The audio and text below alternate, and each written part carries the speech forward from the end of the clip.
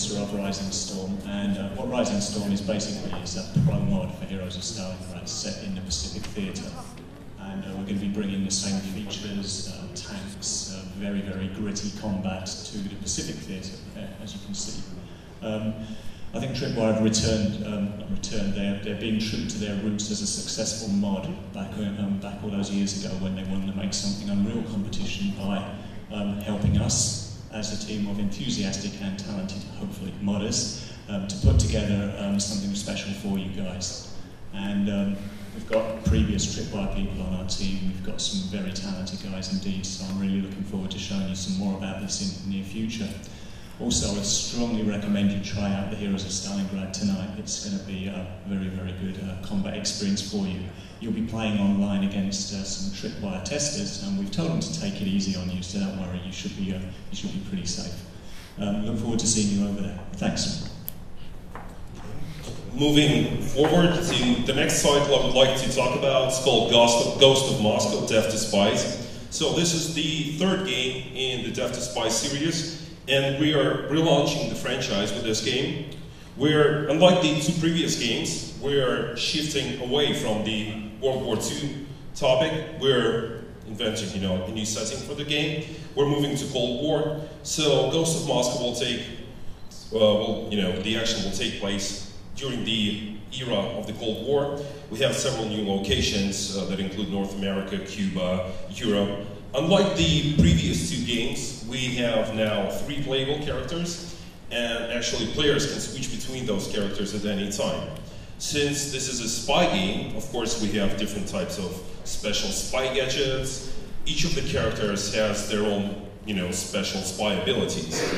So let's have a first look at the video from the game. So it is completely based on gameplay, and later at the hands-on section you'll have a chance to test the game yourself, the first playable build.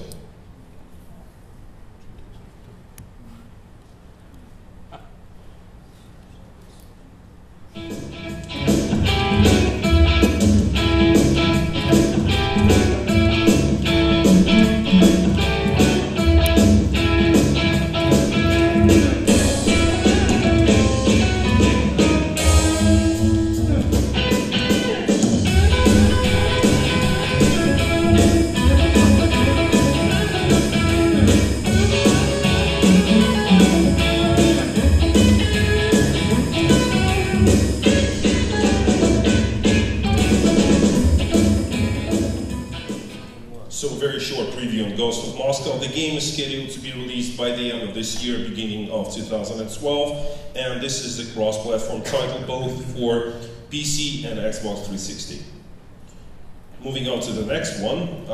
This one is kind of special because we're presenting this one and showing it for the first time ever. I mean, the playable build. This is the first MMORPG coming from 1C. It comes from the developers called Qatari Interactive. Some of you might know these guys because they are actually responsible for games like King's Bounty and Space Rangers. So it's a pretty well-known Russian development company. These guys have a very unique art style that they want to bring from King's Bounty and Space Rangers to Royal Quest. And they've also invented a brand new fantasy world called Aura. Of course, the game has, all the features that a good MMORPG has. You will have like different kind of loot, you will have dozens or even hundreds of unique monsters. Another interesting opportunity that Royal Quest offers to the players is that you will be able to, capture castles and use those castles further in the game. We also have a pretty complex system of elements that can be used during the game. And of course we're talking about the pets, who assist the master in any possible way. So let's have, once again, a very short preview of the game, and the game will also be demonstrated during the hands-on section.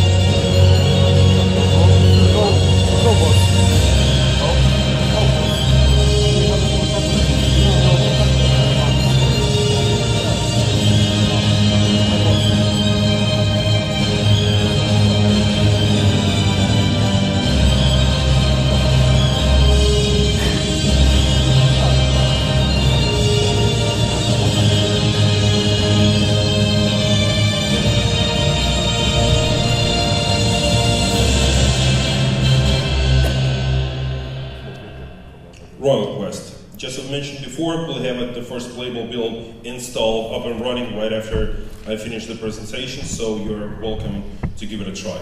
Next game, a short word about this one, it's called Star Wars 3 Axis of Victory. So don't get confused by the screenshots. This is not a space RTS game in the vein of Homeworld. This is an RPG game meets tactics. So we're continuing the Star Wars saga with this third game in the series. We've improved a lot of stuff on this one, added a lot of new content, a lot of new characters, characteristics, lots of new ships. So since it's a space game, we have a lot of new stellar systems. So for people interested in RPG games and space RPG games, there's a lot of stuff to explore, to improve, and to see. So let's have a look at the game video.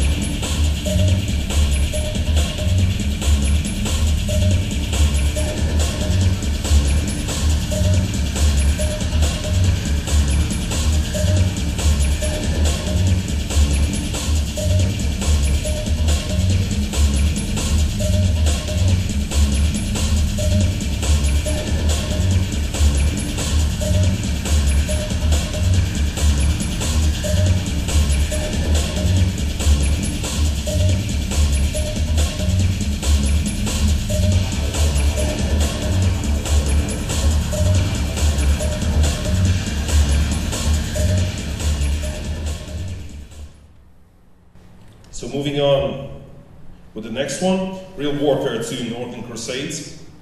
Also, we are continuing the Real Warfare series. So with this title, we decided to move away a little bit from the initial concept and actually present not only the scenario battles, the real-time strategy battles as we had in previous games of the series, we also invented the part that allows the player to freely roam across medieval Europe, capture cities, towns. The player can also undertake different types of quests, like siege castles, capture them, plunder, trade with other guys in medieval Europe, and of course upgrade new troops, buy new troops, so form his army. So this is kind of free roaming mode. But after our character goes into a battle, we turn to classical for Real Warfare 2 type of gameplay, which is RTS medieval type of gameplay. We've also improved this one, added a lot of new factors that involve the outcome, that kind of inspire and affect the outcome of the battle. So improve the AI. And right now, unlike in the previous games of the series, we also have a main character that gains experience points, and so we have some sort of RPG system in the game as well. Let's have a look at the video from the game.